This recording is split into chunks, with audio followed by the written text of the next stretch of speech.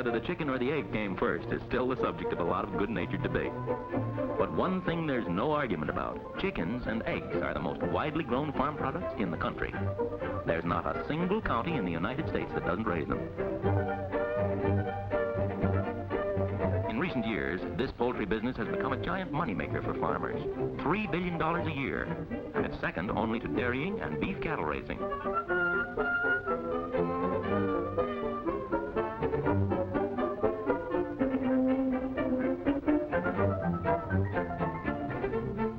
Just to give you an idea of the size of this poultry business, Americans eat 140 million eggs a day. That's one for every man, woman, and child in the nation. And chickens? Well, the per capita consumption is 25 pounds a year, which means just about everybody must eat chicken at least once a week. Yes, indeed, chickens and eggs are big business. And like big business, there's a serious effort to improve the product. A 3-year program to breed a better chicken is now being carried on.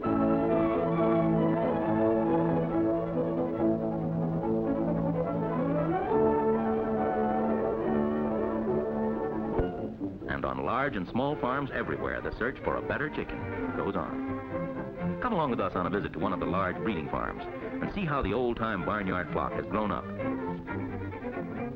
Of course, they have to be hatched before they can grow up, so let's start at the beginning, in the incubators. Good chicks come from good eggs.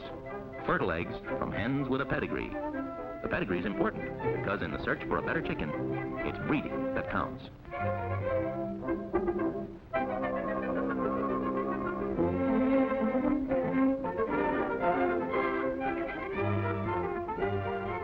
It's a far cry from the warm breast of a broody hen to a modern incubator, but actually the conditions are very much the same. The temperature is held at 99 degrees to approximate the body heat of the hen. And a forced draft gives plenty of ventilation. This one unit holds 85,000 eggs. Did you ever notice the old hen turning the eggs over occasionally as she sets? Here, the same thing is done automatically. And now we'll wait 21 days for things to happen. But thanks to some very special photography, we can see what's happening. By the end of the 3rd day, the embryo in the egg has begun to form. Another 3 days, and the heart has started to beat. After 10 days, you can see the chick itself beginning to take shape. A few more days, and that mass has some resemblance to a baby chick.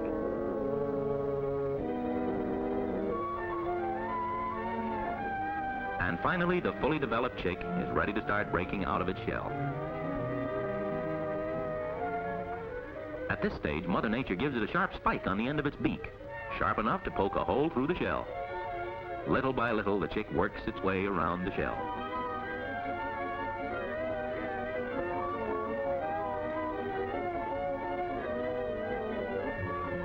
Finally, the end of the shell is weakened enough so the chick can push it out.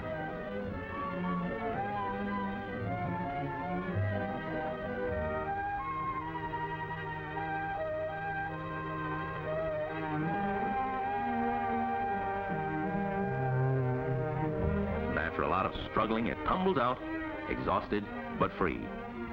It will rest now for several hours and then get up on shaky legs and begin to live. Old-time poultrymen who've been in the business for many years say they still get a mighty kick out of the miracle of the birth of a baby chick. The ratio of pullets and cockerels among chicks is about 50-50. Of course, you may order straight-run chicks. Then again, you may order all pullets. Sexing the chicks, or separating the males from the females, is a highly specialized trade. It calls for long experience and training, but the experts seldom miss. They can't afford to miss, because when you order pullets, you want all pullets, not a few cockerels mixed in.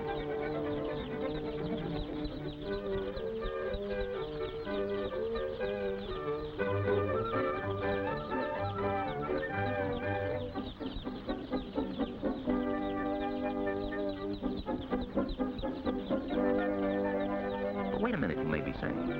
Can those chicks just out of the shell be sent without food on trips of a day, 2 days, even 3? Indeed they can. Nature thought about that too. The baby chick has within its little body enough unabsorbed yolk to nourish it for 72 hours, 3 days and nights of travel, with each chick carrying its own lunch. Nevertheless, speed is essential, and it's here that the motor truck plays such a big part in poultry raising. In fact, the industry couldn't exist as it does today without motor transportation and the petroleum industry that supplies the quality fuel and lubricants that make this high-speed transportation possible.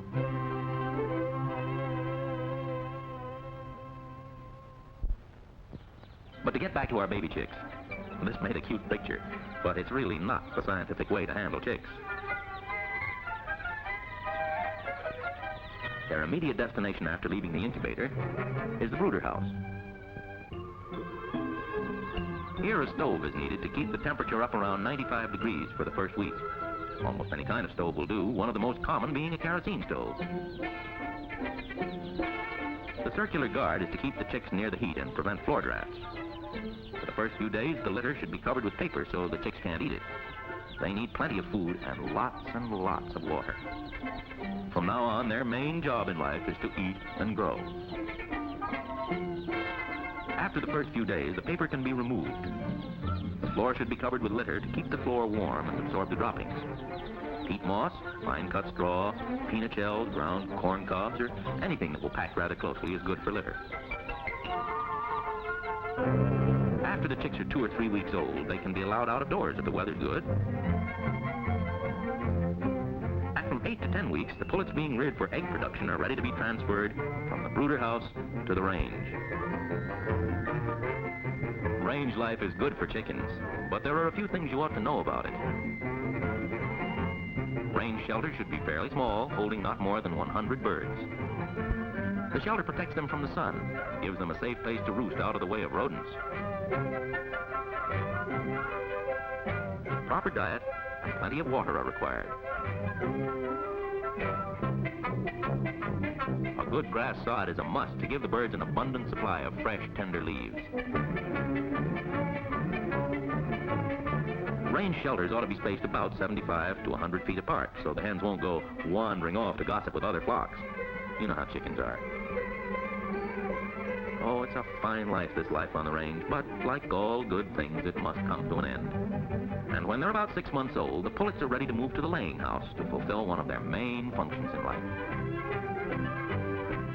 Remember the old hen house? It's now a hotel, a pullet hotel. Every room with an outside exposure.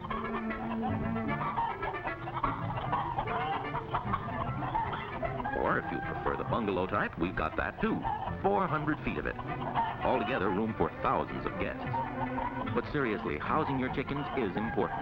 Whether they're egg or meat producers, they ought to have 3 or 4 square feet per bird, depending on the breed.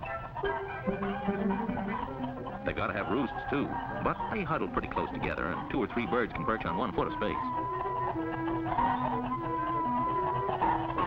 One of the most important advances ever made in poultry raising is the trap nest. The bird can enter the nest easily to lay her egg, but she can't get out again until you let her out.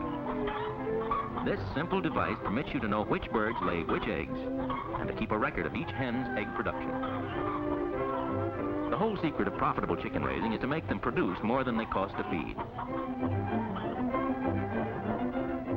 A hen that lays 210 eggs a year and eats 70 pounds of feed is giving you 3 eggs for every pound you feed her. Keep that one. But if she eats 70 pounds of feed and only lays 70 eggs a year, you better send her to the market or to your dinner table. And it's the trap nest that lets you keep a record of how well each hen is laying. It's records like this, too, that help in developing the chicken of tomorrow. You can't take it for granted that every hen is earning her keep, even though laying an egg ought to be easy for any chicken. That's what you think, big boy. Anyhow, the trap nest's the answer to discovering which are the lazy hens. And this is a good place to point out a few facts about eggs. The temperature of an egg when laid is over 100 degrees. Every minute it's left in a hot nest in a hot hen house takes away some of its moisture and freshness. Gather your eggs often, 3 or 4 times a day. And they'll cool out twice as fast in a wire basket as in a pail. clean eggs bring a better price than dirty ones. And when you gather them often, they don't get a chance to get dirty. The secret of profitable eggs is to cool them quickly and keep them cool. And keep them clean. When you've got as many birds to look after as this hatchery, you're pretty receptive to labor-saving devices. And this carrier system is one of the best. It runs the length of the building and is used to carry feed to the different pens. It can be used also for gathering up manure. Saves a lot of back-breaking work.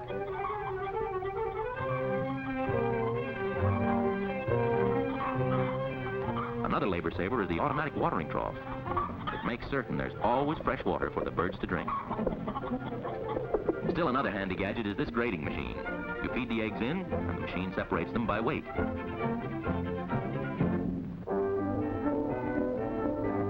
The first group will average 24 ounces to the dozen, which is the most profitable size. The next, 23.5 ounces. The next, 23, and so on.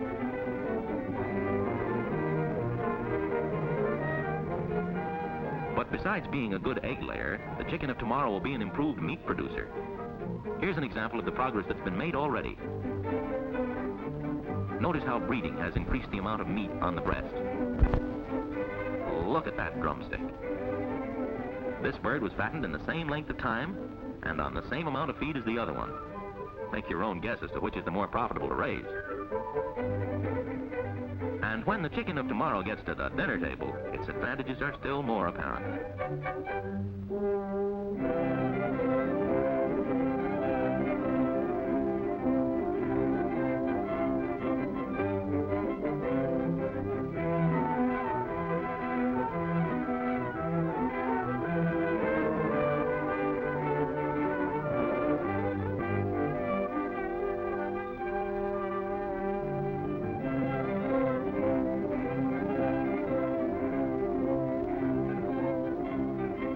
But it's your pocketbook that profits most when you send this bird to market. A unique method of marketing chickens and eggs that's grown in popularity in recent years is the auction. The first one is said to have been the Hunterdon County auction at Flemington, New Jersey. But the idea has spread to all parts of the country. The farmers bring their crates of eggs to market the day before the auction.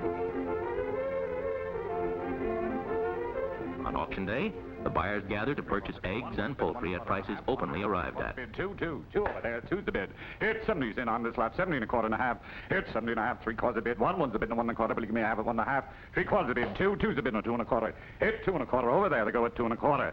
Here's 70's a bid. Will you give me 70 1/4? Will you give me a half at 70 1/2? 3/4 a bid. One's a bid. 1 1/4. 1 1/2. 1 1/2. 175 over there. Do I get 175? It's over there. They go. It's 170. And after the eggs and poultry are sold, once again the motor truck plays its big role.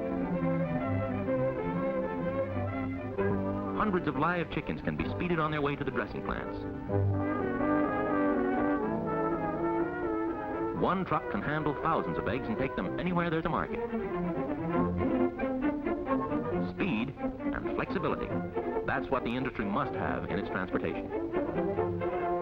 And that's exactly what the motor truck, fueled and lubricated with quality petroleum products, offers.